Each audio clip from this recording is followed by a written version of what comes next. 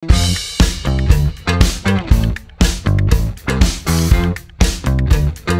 everyone off, I quite like this. Yeah. Okay. My name is Jez Blake, known by most people as Jez. I have the title of Director of Circular Economy for Consumer Packaging International for Berry.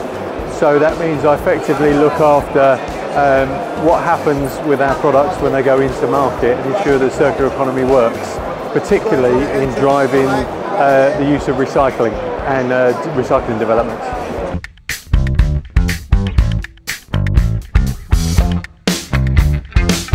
There's so many myths I'd love to bust in sustainable packaging.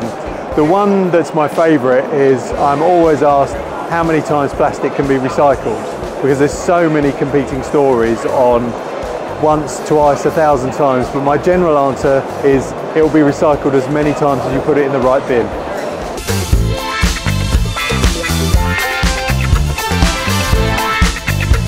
Throughout my career, I've wanted to do things very twee, but like to do things that make a difference.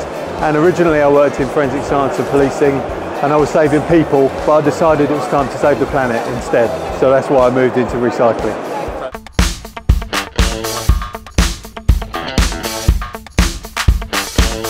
Working across the value chain is rewarding and frustrating at times, because we know how to do it right. We have developed the infrastructure, developed the processes, the technology, but it's just not very well connected. And it's getting better connected in the UK and Europe, but we just need to spread that connectivity to the rest of the world and just make sure everybody does it right, rather than trying to think of new ways to do it. We just need to do what we already know, but do it well and consistently.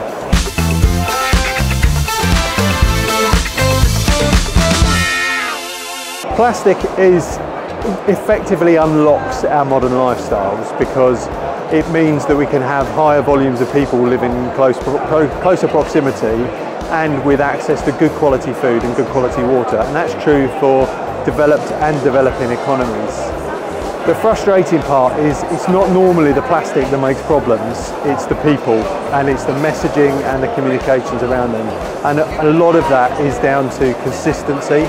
If you go to even different areas of one country, there's different ways in which you're supposed to deal with it. So consistency is key.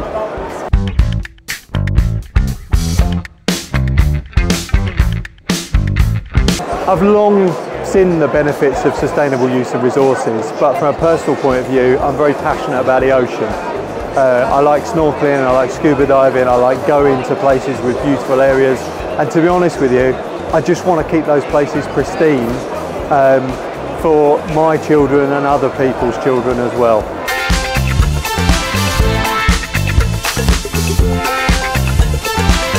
So the hands-on lesson is the fact, never be surprised by what people put in their bins. And so if you're building any facility anywhere, it's got to be able to cope with the bizarre. So I personally refer to it as the dead dogs and hand grenades effect, because that's the two most bizarre things I found in a recycling bin.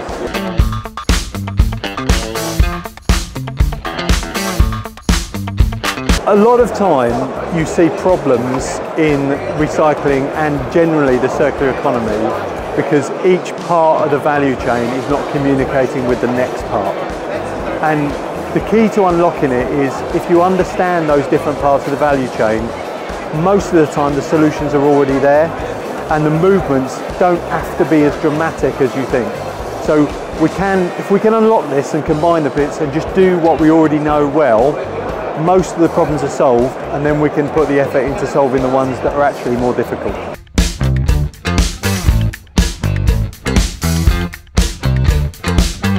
Where we've got developed economies, the infrastructure is generally good, and we may not have a complete circular economy model yet, but we've got developing circular economy models. But the most important thing you have to start with is proper stewardship of waste.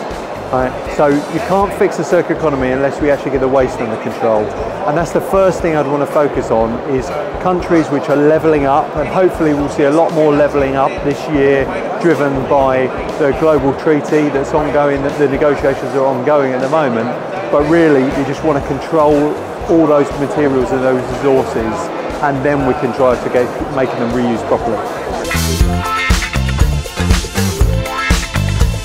At KP, sustainability is in every solution, from recyclable medical device films to recycled content card films. We're leading the future of sustainable packaging.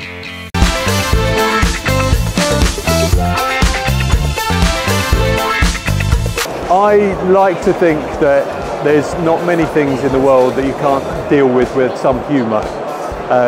Life has been very serious, and I've been in some very serious roles myself in the past through dealing with policing and forensic science, and now into dealing with the circular economy. But you need to keep things as light-hearted as possible, because actually the subjects we're tackling are serious enough on their own. They don't need any help to be any more serious.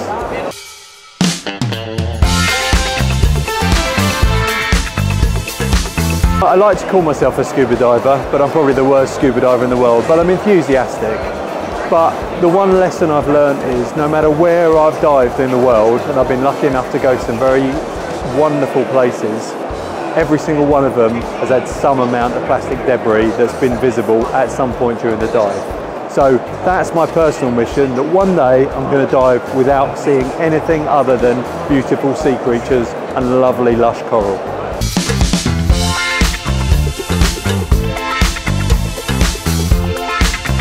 So our project in Leamington Spa, for us, is us really showing that thought leadership can actually turn into actual leadership. Rather than, because we identified a problem of making high quality polypropylene suitable to go back into contact sensitive applications, it was necessary for us to prove that it can be done, and not only prove it can be done, but prove it can be done at a scale which is going to be impactful. And when it's at full capacity, it will be dealing with nearly half of all the UK's curbside collected polypropylene. So that is making a serious commitment to the circular economy.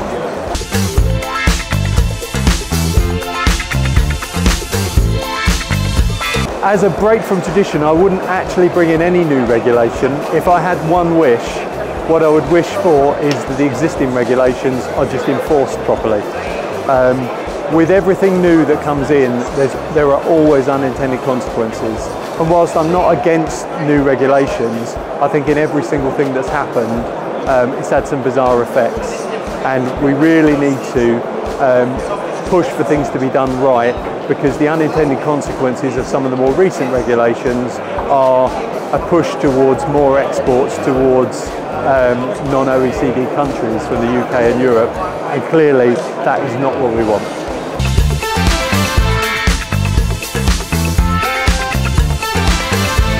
So the key trend in sustainability for me is the fact that reuse is starting to properly work in some areas.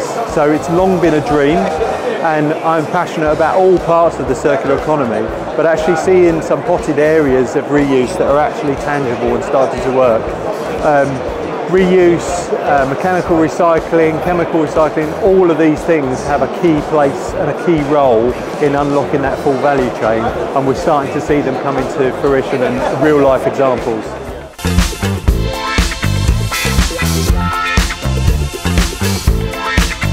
My job matters because I go to work every day telling myself I'm going to make an impact on the planet for the future.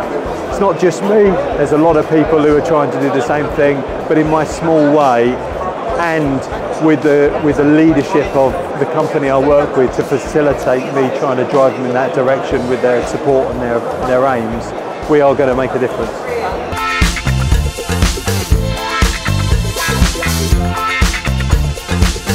So I think the big dream for the future is that all countries start levelling up their technology and their processes to match some of the more developed countries in the UK and Europe. And within my career, within my lifetime, I want to see it to be a proper global level playing field where the circular economy is not just a dream, it's something that actually happens.